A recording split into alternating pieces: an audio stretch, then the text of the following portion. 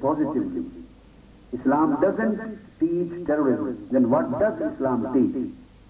First of all, I have explained it teaches peace and tranquility and happiness and pleasure and discipline and submission and obedience and moderation and balance. This is what Islam preaches. Islam is a religion of balance. Islam is a religion of moderation. Islam is absolutely against every kind of extremism.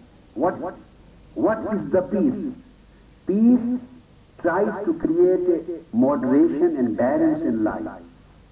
Peace tries to create protection and security to life. Peace tries to create a good environment and atmosphere which gives pleasure to the mankind. This is what peace wants. And these are the objectives of Islamic teaching. These are the objectives of the establishment of Islamic society. Quran says, mentioning the objective of divine revolution, Quran says, فَإِمَّا يَأْتِيَنَّكُمْ مِنِّي هُدًى فَمَنْ تَبِعَ هُدَايَ فَلَا خَوْفٌ عَلَيْهِمْ وَلَا هُمْ يَحْزَنُونَ.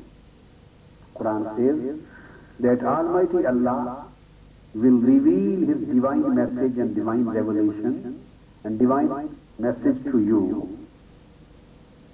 And those who will follow His divine message and His divine commandment and His divinely revealed religion and guidance, those who will follow His guidance of Islam, they will come out of every kind of danger and every kind of evil. فَلَا خَوْفٌ عَلَيْهِمْ وَلَا هُمْ يَحْزَنُونَ. So the ultimate objective of Islam is to provide a protection to the society from every kind of danger of life.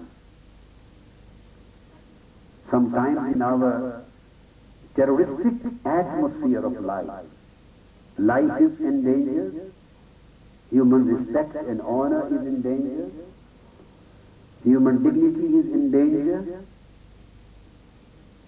human pleasure is in danger, human benefits are in danger, human property and wealth is in danger, human liberties and freedoms are in danger. So, lot many things which a man wants to enjoy, they are in danger because of exploitative and terroristic activities of other people who are working to deprive the mankind from every kind of pleasure and peace and tranquility.